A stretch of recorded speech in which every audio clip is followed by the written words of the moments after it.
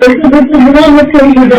سمندر میں اپنی شہرت کے ساتھ اس کی پرواہ مت کرنا، نماز مت مت چھوڑنا، نماز نحمده ونصلي ونسلم على حبيبه الكريم اما بعد فاعوذ بالله من الشيطان الرجيم بسم الله الرحمن الرحيم فقد قال الله تبارك وتعالى في القرآن المجيد والفرقان الحميد وفي خطابه القديم اعوذ بالله من الشيطان ان الله وملائكته يصلون على النبي يا ايها الذين آمنوا صلوا عليه وسلموا تسليما اللهم صل وسلم وبارك على سيدنا مولانا محمد معدن الجود والكرم منبع العلم والحلم والحكم وبارك وسلم صلوا عليه صلاة وسلاما عليك يا رسول الله صلی اللہ تعالی علیہ وسلم۔ احباب ذی وقار، اللہ وحدہ لا شریک کا کروڑہ شکر احسان کے پروردگار عالم نے ہمیں اور آپ کو یہ سعادت اور توفیق عطا فرمائی کہ بہت زمانے تک سوچنے کے بعد یہ اللہ تبارک و تعالیٰ نے قوت عطا فرمائی کہ یہ سلسلہ چل پڑا۔ اللہ رب العزت کے حضور ابتدائے وقت میں ہی دعا ہے کہ رب العزت اس کام کو جو گلشن چشت نے شروع کیا ہے، یہ ایک نیکی کا کام ہے، اللہ تبارک و تعالیٰ اسے ہمیں کرنے کی اور ہمارے احباب کو ساتھ جڑ کر جو ہے تعاون کرنے کی توفیق رفیق مرحمت فرمائے۔ تو گوشے گزار کرتا چلوں جو ہے سامعین کرام، ناظرین کرام، کہ یہ جو درس آپ کو کشف المحجوب شریف سے دیا جاتا ہے، یہ داتا صاحب کی ہی کتاب ہے، اور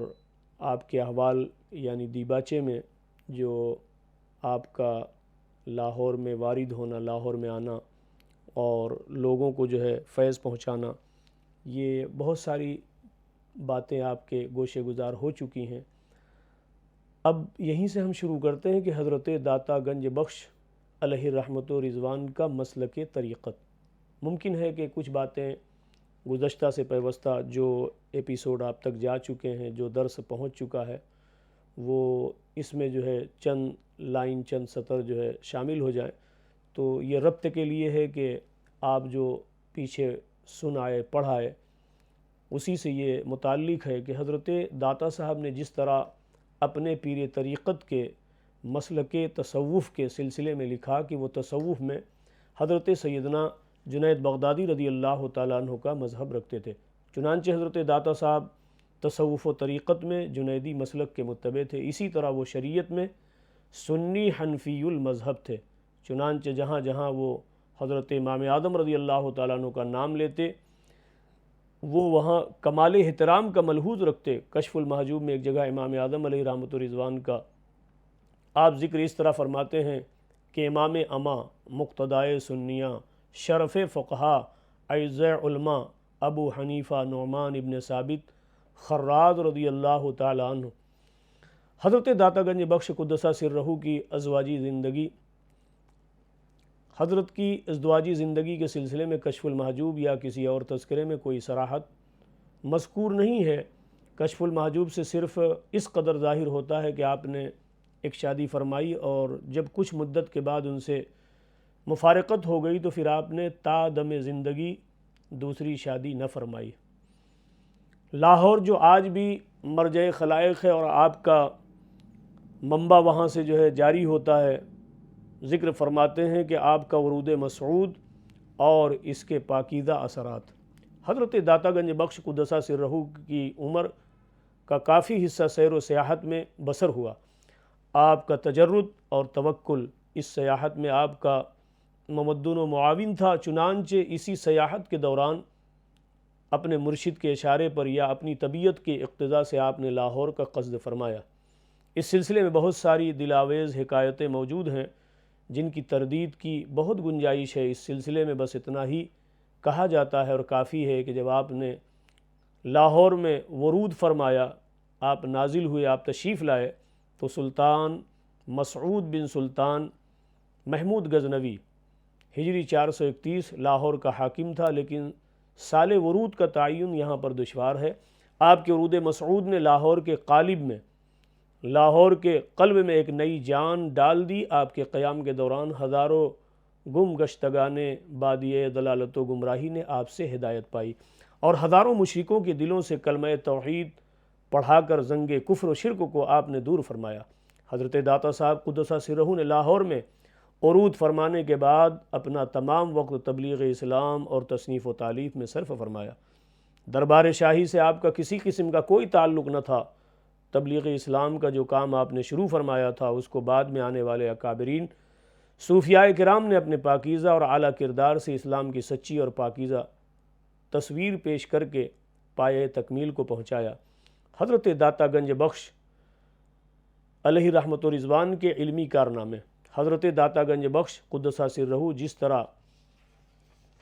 بحر طریقت کے شناور تھے، اسی طرح آپ قرآن اور حدیث اور فقہ پر بھی کامل دستگاہ رکھتے تھے، اور قرآن پاک کے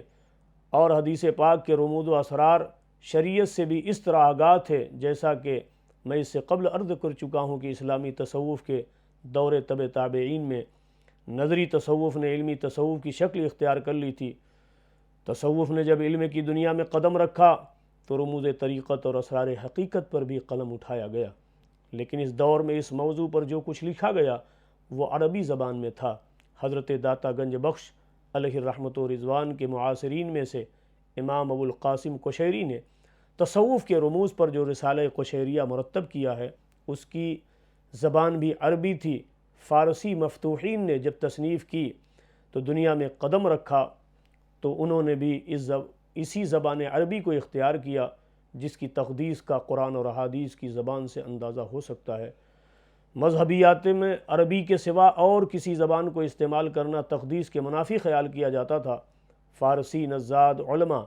و فضلائے اسلام کی گرہ بہا تصانیف میرے اس دعوے پر شاہد ہیں۔ حضرت داتا گنج بخش علیہ رحمت الرضوان کی مادری زبان بھی فارسی تھی، اگرچہ آپ کو عربی زبان پر کامل عبور حاصل تھا، لیکن کشف المحجوب عوام کے فائدے کے لیے آپ نے فارسی زبان میں تصنیف فرمائی۔ میں یہ نہیں کہہ سکتا کہ آپ کی باقی تصانیف یعنی کتب فنا و بقا، اسرار الخلق والمعونات، الرعایات بحقوق اللہ تعالی، کتاب البیان لأہل العیان، نحو القلوب، منہاج الدین، ایمان، شرح کلام، منصور حلاج اور دیوان اشعار کس زبان میں تھیں، آج ان تصانیف میں سے کسی کا وجود باقی نہ رہا، صرف کشف المحجوب کے بدولت یہ نام باقی رہ گئے۔ کشف المحجوب زمانے کی دستبرد سے محفوظ ہے اور اس کے متعدد قلمی نسخے کتب خانوں میں بھی موجود ہیں۔ بر صغیر پاک و ہند میں مطالعے کے وجود میں آنے کے بعد اس کے ہزاروں مطبوعہ نسخے دل دگانے شریعت و طریقت کے لیے نظر فروز ہیں۔ کشف المحجوب کہاں لکھی گئی ہے؟ لاہور میں یا حجویر میں، اور کب لکھی گئی یعنی سال تصنیف کیا ہے، اس کی نشاندہی بھی مورخین کے لیے محال ہے۔ البتہ یہ کہا جا سکتا ہے کہ یہ بڑے پرسکون ماحول میں حضرت داتا صاحب نے لکھی ہے، اور کشف المحجوب کی ایک وضاحت کی بنا پر یہ بھی کہا جا سکتا ہے کہ اس کا تکملہ لاہور میں ہوا۔ یہ تعین کرنا بھی دشوار ہے کہ آپ کے رفیق اور معاصر ہم وطن ابو سعید حجویری نے کب اور کہاں آپ سے یہ سوالات کیے تھے، جن کے جوابات بصورت کشف المحجوب آپ نے دیے ہیں۔ ان سوالات کے سلسلے میں حضرت داتا صاحب قدس سرہ صرف اتنا فرماتے ہیں، قال السائل ہوا ابو سعید حجویری، بیان کن مرا اندر تحقیق طریقت و تصوف ارباب تصوف و کیفیت مقامات عیشاں و بیان مذاہب و مقالات و اظہار رمود و اشارات عیشا۔ شیخ محمد اکرم مرحوم بڑے وثوق کے ساتھ تاریخ ملی میں علی حجویری لاہور کے تحت عنوان میں یہ لکھتے ہیں کہ فارسی نثر کی سب سے پہلی مذہبی کتاب جو پورے بر صغیر پاک و ہند میں پایہ تکمیل کو پہنچی وہ کوئی اور نہیں بلکہ یہی کشف المحجوب ہے، اور حضرت داتا گنج بخش علی حجویری قدس سرہ نے قبۃ اسلام لاہور میں مکمل کیا۔ تاریخ ملی بہرحال کشف المحجوب اپنے موضوع اور مباحث کے اعتبار سے جس قدر بلند پایا کتاب ہے وہ تعریف و توصیف سے مستغنی ہے۔ حضرت خواجہ نظام الدین اولیاء قدس سرہ کا ارشاد گرامی ہے کہ اس سلسلے میں ملاحظہ فرمائیے، فرماتے ہیں اگر کسی کا پیر نہ ہو تو ایسا شخص جب اس کتاب کا مطالعہ کرے گا تو اس کو پیر کامل مل جائے گا۔ سبحان اللہ، یہ بڑی پیاری بات صاحب کتاب نے جو ہے تصنیف فرما دی کہ جس کا کوئی پیر نہ ہو تو ایسا شخص اس کتاب کا اگر مطالعہ کرے تو اس کو پیر کامل مل جائے گا۔ یہ اللہ کا فضل اور کرم اور احسان ہے۔ اور عزیزان محترم سامعین و ناظرین کرام، یہ جب اللہ کے کسی بندے کے تجربے میں یہ باتیں آتی ہیں تب اس کی زبان سے اللہ تبارک و تعالیٰ یہ باتیں کہلوا دیتا ہے کہ بندہ جو کہتا ہے زبان اس کی ہوتی ہے، لیکن حکم جو ہے وہ اللہ رب العزت کا ہوتا ہے۔ بندوں کا ایک تعلق، جو یہ اللہ والے جو ہے گزرے ہیں، ان کا ایک تعلق تو اللہ کے بندوں سے ہوا کرتا ہے۔ جب اس دنیا میں پلٹ کر یہ آتے ہیں تو دیکھتے ہیں تو ان کی پریشانیوں کا مداوا بن جاتے ہیں، ان کی پریشانیوں کا ایک حل بن جاتے ہیں۔ لیکن جب وہ خاص تعلق اپنے رب سے جوڑتے ہیں تو پھر ادھر کی دنیا و ما فیہا سے بے نیاز ہو جاتے ہیں۔ وہ نہیں دیکھتے کہ کون ہمارا ہے، کون اپنا ہے، کون پرایا ہے، ہم نے کھایا ہے پیا ہے، نہیں، وہ ایک توکل کی ایک اعلیٰ مثال ہے۔ تو اللہ تبارک و تعالیٰ جب الہامی کیفیت میں اپنے بندے کو جو ہے ڈال دیتا ہے تو پھر اس کی زبان سے ایسے الفاظ نکلتے ہیں، میں نے اس کتاب کا مکمل مطالعہ کیا ہے۔ یہ میں اپنی طرف نہیں بلکہ صاحب کتاب جو مترجم ہیں، ترجمہ کرنے والے ہیں، انہوں نے کہا میں نے اس کتاب کا مطالعہ کیا ہے۔ ہم اپنے سامعین و ناظرین سے اور بالخصوص جو ہمارے احباب یہاں پر تشریف فرما ہیں ان سے یہی گزارش ہے کہ دعا کریں اس فقیر و ناچیز کے حق میں کہ اللہ تبارک و تعالیٰ نے یہ سلسلہ جو ہمیں کشف المحجوب پڑھنے کا، سننے اور سنانے کا درسیاتی طور پر ایک شائستہ انداز میں ہم نے شروع کیا ہے، تو جیسے صاحب کتاب کے ترجمے کو کرنے والے نے جو ہے لکھا کہ میں نے اس کتاب کو مکمل مطالعہ کیا ہے، تو میں پڑھ رہا ہوں، آپ سن رہے ہیں، اسی کا نام مطالعہ ہے کہ اگر ہم پورا جو ہے اسے کر پائیں تو کل اسی زمرے میں ہم آپ بھی جو ہے کہہ سکتے ہیں کہ میں نے اس کتاب کو جو ہے مکمل پڑھا ہوا ہے، مطالعہ کیا ہے۔ اور اللہ تبارک و تعالیٰ ویسے ہی جو ہے اپنے عرفان کا جام ہمیں بھی عطا فرمائے جیسا کہ اپنے محبوب بندوں کو اللہ رب العزت نے عطا فرمایا۔ ہماری اور آپ کی کوئی حیثیت نہیں، لیکن جب ہم صدقہ مانگتے ہیں اللہ کے محبوب اور نیک بندوں کا تو پھر اللہ تبارک و تعالیٰ پیار فرما ہی دیتا ہے، اور کچھ نہ کچھ ہمیں ان کے جو ہے اوصاف سے حصہ مل ہی جاتا ہے۔ فرماتے ہیں، اور یہ حقیقت بھی ہے کہ کشف المحجوب آپ کا ایک ایسا شاہکار ہے جس کی بدولت بر صغیر پاک و ہند میں صحیح اسلامی تصوف نے فروغ پایا، اور اس وصف خاص کی بدولت آج بھی کشف المحجوب کی قدر و منزلت اتنی ہے جتنی آج سے 900 برس پہلے تھی۔ کشف المحجوب کے سلسلے میں اسلامی ثقافت کے مشہور مورخ شیخ محمد اکرام مرحوم کہتے ہیں، یہ کتاب اپنے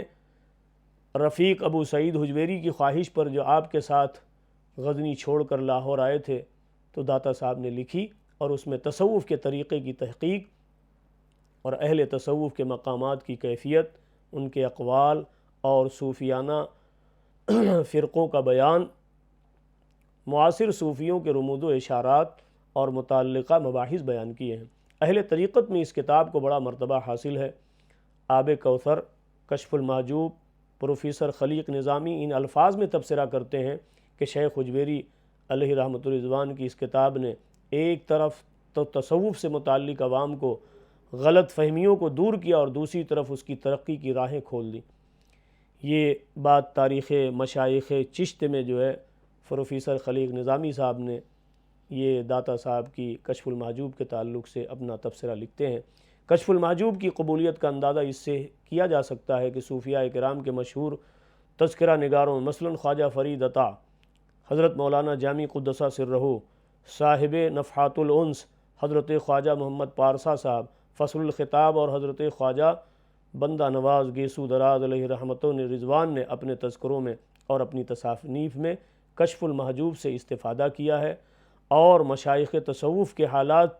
اس سے اخذ کیے ہیں، آپ کے مقولوں اور آپ کی تحقیق کو بطور سند پیش کیا ہے۔ اور عزیزان محترم سامعین ناظرین اکرام، کیوں نہ ہو، اس لیے کہ کتاب کا سر ورق ہی بتلاتا ہے، جو نام آپ نے اس کا تجویز فرمایا، کشف المحجوب، حجب، حجب، یہ سب پردوں سے متعلق ہے، اور کشف کھولنے سے متعلق ہے۔ فرماتے کشف المحجوب، یہ کتاب ایسی ہے کہ بندوں کے آنکھ پر اور دلوں پر خدا کی معرفت کے لیے جتنے حجابات ہیں، جتنے پردے ہیں، ان سب کو اٹھا دیتی ہے۔ اسی لیے فرمایا کہ جو اس کتاب کا مطالعہ کر لے، اگر وہ پیر کامل کی تلاش میں بھٹک رہا تھا تو انشاءاللہ العزیز وہ اپنے پیر کی بارگاہ میں پارفتہ جو ہے پایا جائے گا، اور وہاں سے پہنچ کر اپنا حصہ فیض کا وہ حاصل کرے گا۔ کشف المحجوب میں جو رموز و طریقت اور جن حقائق و معرفت کو منکشف کیا گیا ہے ان کی بنیاد حضرت داتا صاحب قدس سرہ نے اپنے مکاشفات پر نہیں رکھی ہے، بلکہ ان کا ماخذ قرآن اور سنت کو قرار دیا ہے۔ یا دنیائے عرفان کی مستند کتابیں ہیں جن کا ذکر کشف المحجوب میں داتا صاحب قدس سرہ نے اپنی تصنیف لطیف میں کیا ہے، اور یہی اس کی قبولیت کا راز ہے کہ آپ کے بعد کے بزرگان طریقت اور ارباب تصوف کے لیے وہ ہمیشہ ماخذ کا کام دیتی رہی ہے۔ صاحب کشف المحجوب جن مسئلہ یا رمز طریقت پر قلم اٹھاتے ہیں، اولاً وہ قرآن حکیم اور ارشاد نبوی صلی اللہ تعالیٰ علیہ وسلم سے اس کی سند لاتے ہیں، پھر اس کا استدلال اور آثار اخبار سے کرتے ہیں۔ اگر وہ استدلال میں کامیاب نہیں ہوتے تو اکابرین ارباب تصوف کے ہاں اس کی سند تلاش کرتے ہیں۔ آپ کشف المحجوب کا ترجمہ ملاحظہ فرمائیں گے، آپ کو خود مصنف قدس سرہ کی جانب سے ان منابع اور مناخذ کی نشاندہی ملتی چلی جائے گی۔ اب صاحب کتاب جو ہے ذکر فرماتے ہیں کہ کشف المحجوب کی زبان اور اسلوب بیان۔ حضرت داتا صاحب کشف المحجوب کے ان چند پہلوؤں پر بحث کرنے کے بعد یہ بھی ضروری تھا کہ اس کی زبان اور اس کے اسلوب بیان پر بھی کچھ لکھا جاتا، لیکن یہ مقدمہ یہ دیباچہ اس کے اردو ترجمے کے ساتھ پیش کیا جا رہا ہے کہ اس موقع پر کشف المحجوب کی فارسی زبان اور اس کے اسلوب کو بیان کرتا ہے۔ یہ بے محل سی بات ہوگی، مختصراً صرف اتنا ہی کہا جا سکتا ہے کہ حضرت داتا گنج بخش قدس سرہ نے کشف المحجوب کو تکلف اور تصنع سے بری نہایت آسان اور روز مرہ کی فارسی میں تحریر کیا۔ انداز بیان ایسا صاف اور واضح ہے کہ مفہوم و معنی کے سمجھنے میں کہیں دقت پیدا نہ ہوئی۔ افسوس کہ اب فارسی زبان عوام کے لیے غیر اور بیگانہ زبان بن گئی ہے۔ یہی سبب ہے کہ اصل متن کو شائع کرنے کے بجائے اس کا اردو ترجمہ شائع کیا جا رہا ہے تاکہ عوام اس سے زیادہ استفادہ کر سکیں۔ کشف المحجوب اور اس کے اردو تراجم۔ کشف المحجوب کی بلند پایگی کا اندازہ اسی امر سے بخوبی کیا جا سکتا ہے کہ صوفیاء اعظام نے اس کو اپنی تصانیف میں ماخذ قرار دیا۔ عزیزان محترم، جو ہمارے ناظرین سامعین کرام کے بعض جگہ مجھے ایسا احساس ہوتا ہے کہ یہ جو عام لوگ سننے والے ہیں وہ کہیں گے یہ کون سا لفظ ہے ماخذ قرار دیا۔ اس کی وضاحت ہو جائے کہ جیسے بعد والے ذکر فرمایا کہ حضرت خواجہ بندہ نواز گیسو دراز علیہ رحمۃ الرضوان یا اور دیگر بزرگوں نے جو تصوف میں کتابیں لکھی تو انہوں نے سند کے طور پر اس سے حوالے پیش کیے۔ ماخذ کا مطلب کہ اس سے حوالے پیش کیے اور اپنی بات کو مضبوط کرنے کے لیے حضرت داتا صاحب کی اس کتاب کا حوالہ دیا۔ یہ ہے مطلب و مقصد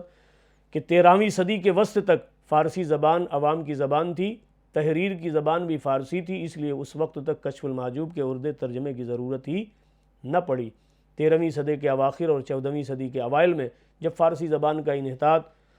بحد کمال پہنچ گیا اور اردو زبان عوام کی زبان قرار پائی تو اس وقت سے فارسی زبان کی بہت سی بلند پایہ کتب کے اردو میں ترجمے ہونے لگے۔ چنانچہ اسی ضرورت کے تحت کشف المحجوب جیسی بلند پایہ اور گرہ مایہ کتاب کے متعدد اردو تراجم ہوئے جو اپنے اپنے وقت پر شائع ہو کر اس عہد اور اس وقت کی ضرورت کو جو ہے پورا کرتے رہے۔ اس وقت تک 20 سے زیادہ اردو تراجم اس عظیم کتاب کے شائع ہو چکے ہیں۔ اولین تراجم کا اندازہ بالکل عامیانہ ہے اور زبان اپنے عہد کی ترجمان ہے، پھر کچھ تبویب اور تذہیب کا اہتمام ہونے لگا، لیکن سوانح مصنف پر کوئی خاص توجہ نہ دی گئی۔ اس سلسلے میں عظیم مستشرق پروفیسر نکلسن نے مصنف تاریخ ادبیات عرب کو دادنا و دنیا ناانصافی ہوگی کہ جب انہوں نے 1911 عیسوی میں کشف المحجوب کا انگریزی ترجمہ شائع کیا تو وہ ہمارے اردو تراجم سے بہت بلند، بہت وقی اور جامع تھا۔ آپ اندازہ فرمائیں کہ پروفیسر جو ہے وہ بھی اس مذہب سے تعلق نہیں رکھتا، اور کیا جستجو ہوگی، کیا تڑپ ہوگی، کیا اس کے اندر جو ہے اس حقائق کو پانے کے لیے جذبہ ہوگا کہ اس نے انگریزی زبان میں اس کا ترجمہ کر دیا۔ کتنے لوگوں نے اس سے استفادہ حاصل کیا، کتنے لوگ جو ہے اسلام سے قریب ہوئے، اور یہی نیت ہے اللہ کے نیک بندوں کی کہ اپنے پیچھے ایسا کچھ ورثہ چھوڑ جانا، ایسی وراثت چھوڑ جانا کہ جس سے لوگ جو ہے استفادہ حاصل کریں۔ حضرت داتا گنج بخش علیہ رحمۃ رضوان کو دنیا سے بظاہر تشریف لے گئے ہوئے زمانہ گزر گیا، لیکن آج جو کتاب آپ کی فیض عام بنی ہوئی ہے اس کے نہ جانے کتنے تراجم ہوئے۔ اسی میں فرماتے ہیں صاحب کتاب کے بہت بلند پایا، بہت وقی اور جامع تھا، انہوں نے سوانح نگاری میں تحقیق کا حق ادا کر دیا، اور حضرت داتا گنج بخش قدسہ سرہ کی سوانح حیات کے ہر پہلو پر محققانہ بحث کی، کشف المحجوب کے مطابق اور ماخذ کا پتہ چلایا، اور ان کے اساتذہ کرام، ان کے معاصرین عظام اور ان سے متعلق تاریخوں کی جستجو اور صحت کی تحقیق کی۔ مختصراً یہ کر دوں کہ کشف المحجوب کے موضوع اور مباحث پر اس مصنف نے سیر حاصل تبصرے کر کے کشف المحجوب کے صحیح مقام سے دنیا ادب کو متعارف کرا دیا۔ پروفیسر نکلسن کی تحقیق نے کشف المحجوب کے اردو مترجمین کو بہت سے نئے راستوں سے آشنا کیا، انہوں نے اس عظیم مستشرق کی تحقیقات سے پورا فائدہ اٹھایا۔ پروفیسر نکلسن کے بعد ایک روسی ادیب پروفیسر زوکوفسکی نے بڑی کاوش اور دقت نظر سے کشف المحجوب کے قدیم نسخے کی تصحیح کی اور اس کو اپنے محققانہ مقدمہ بزبان روسی کے ساتھ لینن گراڈ سے شائع کیا۔ کچھ مدت بعد پھر ایک ایرانی ادیب کھڑا ہوا، اس روسی مقدمے کو جدید فارسی میں منتقل کیا اور اپنا مترجمہ مقدمہ اس مصحح متن کے ساتھ شائع کر کے اس روسی ادیب کی کاوشوں سے ایرانیوں اور دوسرے دلدگان کشف المحجوب سے روشناس کرایا۔ پروفیسر نکلسن کے ترجمے اور روسی ادیب کے مقدمے اور تصحیح نے کشف المحجوب کے اردو تراجم میں ایک نئی جان پیدا کر دی، اور حضرت داتا گنج بخش قدسہ سرہ کی سوانح حیات کے بہت سے پہلو پہلی مرتبہ عوام کے سامنے آئے۔ اس مختصر دیباچے میں یا مقدمے میں بھی ان معلومات سے استفادہ کیا گیا ہے۔ عزیزان محترم، یہ جو ہم دیباچہ پڑھنے کا مقصد اور آپ کے سامنے پیش کرنے کا خیال ظاہر کیا وہ یہی کہ جو بھی کتاب کوئی مصنف لکھتا ہے تو اس میں احوال اور ذکر ہوتا ہے، تو داتا گنج بخش علیہ رحمۃ رضوان نے جو یہ مشقت بھری اس زمانے میں کوشش کی کہ اس زمانے میں اگر روشنائی ختم ہو جائے تو دوسرے دن کے علاوہ کوئی صورت نہ ہوتی تھی کہ روشنائی کیسے ملے اور ہم قلم اٹھائیں۔ آج تو ہم ایسے دور سے گزر رہے ہیں کہ ان ساری چیزوں کی تکلیفات کا ہمیں ذرہ برابر احساس ہی نہیں، لیکن اس زمانے میں اگر امت کے لیے، قوم کے لیے آپ نے اس قدر جو ہے بیڑا اٹھایا، تو آج ہمیں تھوڑی سی جو ہے توجہ کرنی چاہیے کہ ان بزرگوں کی کتابوں سے، جس میں اللہ تبارک و تعالیٰ کا قرب بھی ہے اور اللہ تبارک و تعالیٰ کے معرفت کا جو ہے ایک جام بھی ہے کہ جس سے انسان کی زندگی میں ایک عظیم انقلاب پیدا ہو جاتا ہے۔ داتا قدسہ سرہ کی تاریخ ولادت پر آپ کے تذکرہ نگاروں کا اتفاق نہیں، اسی طرح جو ہے آپ کی تاریخ وفات پر بھی متفق علیہ نہیں ہے۔ روسی مقدمہ نگار اور پروفیسر نکلسن بھی تاریخ ولادت کی طرح تاریخ وفات کے سلسلے میں بھی کسی ایک سال کا تعین نہیں کر سکے۔ پروفیسر نکلسن نے 456 ہجری اور 465 ہجری کا کوئی درمیانی سال آپ کا سال وفات بتاتے ہیں۔ دارا شکوہ بھی سفینۃ الاولیاء میں تذبذب کا شکار ہیں۔ بعض تذکرہ نگاروں نے 445 ہجری کو صحیح سال وفات تسلیم کر کے لفظ سردار سے تاریخ وفات نکالی ہے، یعنی سال وصلش برآمد از سر سردار شیخ محمد اکرم مرحوم بھی آب کوثر میں کوئی ایک سال متعین نہیں کر سکے، اور کہتے ہیں کہ آپ کی وفات 465 ہجری مطابق 1072 عیسوی کے قریب واقع ہوئی ہے۔ ڈاکٹر نور الدین اپنے محققانہ مقالہ تصوف اور اقبال میں آپ کا سال وفات پورے وثوق کے ساتھ 465 ہجری ہی قرار دیتے ہیں، اور اسی پر اکثر تذکرہ نگاروں کا اتفاق ہے۔ آپ کا مزار پرانوار لاہور میں ہے، اسی نسبت سے لاہور کو داتا کی نگری بھی کہتے ہیں۔ لاہور کی سرزمین اس پر جتنا بھی فخر کرے وہ کم ہے کہ ایک ایسا برگزیدہ اور بلند پایہ ہستی یہاں آرام فرما ہے جس کی آمد نے ہند کی اس عظیم خطے میں شمع ایمان فروزہ کی۔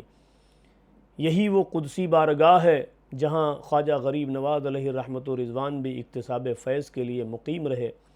اور ایک دو دن نہیں بلکہ 40 دن تک جو ہے آپ نے قیام فرمایا۔ اسی لیے وہاں پر غریب نواز سرکار کا چلہ آج بھی محفوظ ہے، لوگ اپنے ماتھے کی نگاہوں سے زیارت کرتے ہیں۔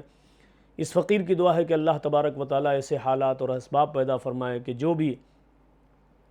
اللہ کے بندے تڑپتے ہیں ان جگہوں کی زیارت کرنے کے لیے، اللہ تبارک و تعالیٰ بآسانی جو ہے انہیں وہاں جانے کی اور وہاں کے لوگوں کو بارگاہ خواجہ میں بآسانی آنے کی توفیق عطا فرمائے، اور اللہ رب العزت جو ہے ان کے لیے معاملات کو آسان فرمائے۔ سرکار غریب نواز یہاں کی خاک اکابرین صوفیہ کے لیے سرمہ بصیرت اور تاج عزت ہے۔ یہی وہ مقام ہے جو آج تک قبلہ اہل صفا بنا ہوا ہے، اور جہاں انوار الہی ہر وقت برستے ہیں، یہاں عوام بھی حاضر ہوتے ہیں، صوفی اور عالم بھی حاضر ہوتے ہیں، ہر ایک یکساں عقیدت کے ساتھ آتا ہے۔ یہاں کی فضا میں ہر وقت اور ہر لمحہ ذکر خدا اور ذکر رسول صلی اللہ تعالی علیہ وسلم جاری و ساری رہتا ہے، اور داتا کے فیض سے جھولیاں بھرنے والوں کا ہر وقت ہجوم رہتا ہے۔ بقول شاعر مشرق حضرت علامہ اقبال فرماتے ہیں، خاک پنج آب از دم او زندہ گشت، صبح ماں از مہر داتا بندہ گشت۔ یہ دیباچہ جنہوں نے لکھا، حضرت شمس بریلوی نے یہ مقدمہ جو ہے پیش فرمایا۔ تو سامعین ناظرین کرام، یہ مقدمہ یا دیباچہ جو ہر کتاب کا سر فہرست ہوتا ہے، صفحہ اول ہوتا ہے، دراصل اس میں کتاب کے حقائق پر اور کتاب کے رموز و اشارات پر مختصراً ذکر ہوتا ہے، اور بالخصوص ہم نے اس کو جو ہے ذکر کرنا اس لیے مناسب سمجھا کہ پہلے مقدمہ اور دیباچہ، تاکہ سننے والوں کو یہ بات واضح ہو جائے کہ کون سی کتاب ہے، کس نے لکھا ہے، اور ان کے حالات زندگی کیا ہیں۔ تو لکھنے والا بھی، ترجمہ کرنے والا بھی کیا کہہ سکتا ہے، کیا سوچ سکتا ہے، پڑھنے والا بھی کتنا پڑھ سکتا ہے۔ جو اللہ نے انہیں مرتبہ عطا فرمایا اس کو کما حق کہو، مجھ جیسا کمتر کیا بیان کر سکتا ہے۔ لیکن جو ہمارے اکابرین نے، ہمارے بزرگوں نے اس کو جو ہے جمع فرمایا، اپنے